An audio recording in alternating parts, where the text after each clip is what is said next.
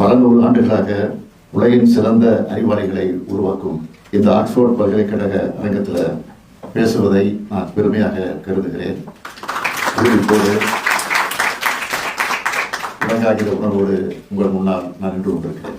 இங்கே நான் தமிழ்நாட்டினுடைய முதலமைச்சர், தெற்காசியா அரசியலை புரட்டி போட்ட இயக்கமான திமுக கழகத்துடைய தலைவர் என்ற தகுதியோட மட்டுமல்ல, பெரியாருடைய பேரன் என்கிற கம்பீரத்தோடு ஒரு இனத்துக்கு சுயமரியாதை உணர்வை ஊட்டி தலைமுறை வச்ச தந்தை பெரியாரை இன்னைக்கு உலகமும் கொண்டாடி வருவதுதான் தமிழ்நாட்டுக்கும் திராவிட இயக்கத்திற்கும் கிடைச்சிருக்கக்கூடிய மிகப்பெரிய பெருமை. தந்தை பெரியாருக்கு மிக மிக பிடிச்ச சூழல் என்னன்னு கேட்டீங்கன்னா சுயமரியாதை. ஒரு மனிதனுக்கு சுயமரியாதை இனத்தை ஊட்டிட்டா அவன் வெற்றி பெற்றுடுவான்னு சொன்னார். தந்தை பெரியார் அவர்கள் தமிழ்நாட்டில் பிறந்தார், தமிழ்ல பேசினார்.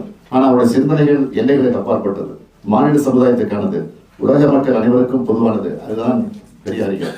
பெரியார்னா என்னன்னு யாராவது கேட்டா அவங்களுக்கு நாம அறிமுகப்படுத்த வேண்டிய அடிப்படைகள் என்னன்னா சுயமரியாதை, பகுத்தறிவு, சமத்துவம், மானுடப்பற்று, ரத்த பேதமில்லை, பால் பேதமில்லை, பெண்கள் முன்னேற்றம், சமூக நீதி, மதச்சார்பற்ற அரசியல், அறிவியல் மனப்பான்மைன்னு பெரியார் இயக்கத்தை அறிமுகப்படுத்தணும். இவ்வளவு முற்போக்கான கருத்தியல்களை 100 ஆண்டுகளுக்கு முன்னாடியே, அதுவும் பழமைவாதங்களும் மூட நம்பிக்கைகளும் நிரம்பியிருக்கிற மண்ணில் பேசி மக்களை எழுச்சி பெற வச்சவர் தந்தை பெரியார்.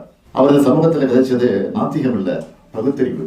நம்ம மண்ணில் வாழ்ந்த மனிதர்களை மானமும் அறிவும் உள்ள சுயமரியாதை மிக்க மக்களாகத்தான் அவர் ஓயாம உழைச்சார். பெரியாரின் இந்த சாதனைகள் எல்லாம் ஆயுதம் தாங்காத புரட்சிகள், ரத்தம் சிந்தாத புரட்சிகள். அவருடைய சீர்திருத்த கொள்கைகள் எல்லாம் சட்டங்களாக இருந்த பார்த்த பெருமை பெரியாருக்கே உண்டானது. சமூக நீதி கொள்கையை தமிழ்நாடு மட்டும் இல்ல, இந்தியா முழுமைக்கான கொள்கையா இந்திய அரசியலமைப்பு சட்டத்தில் இடம்பெற வச்சவர் தந்தை பெரியார்.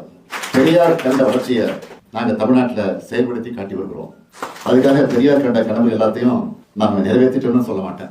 இது இந்த 100 ஆண்டுகள்ல ஒரு சமூகமா நாம் அடைந்திருக்கக்கூடிய வளர்ச்சி என்பது ஒரு குழந்தை நடைப்பயிற்சி மேற்கொண்டிருக்கிறது. நடைப்பயணம் நெடியது, நாம செல்ல வேண்டிய தூரம் இன்னும் இருக்கு. இந்த பயணத்துல ஏற்படக்கூடிய தேக்கங்களை, தேவையற்ற இடைஞ்சல்களை, பழைய குளறுபடிகளை நாம ஒதுக்கணும். போலி பெருமைகளை சிக்கி மறுபடியும் பின்னோக்கி போயிடக்கூடாது. நம்மை பின்னோக்கி எடுக்க அத்தனை விதமான தந்திரங்களையும் மேற்கொள்வாங்க.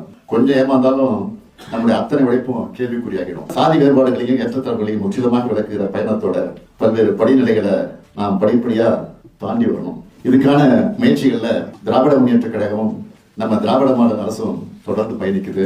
100 ஆண்டுகளுக்கு முன்ன சுயமரியாதை இயக்கம் எந்த நோக்கத்துக்காக தொடங்கப்பட்டுச்சோ அந்த நோக்கம் படிப்படியா நிறைவேறி வருது. பெரியார் உலகமயமாகிறார்.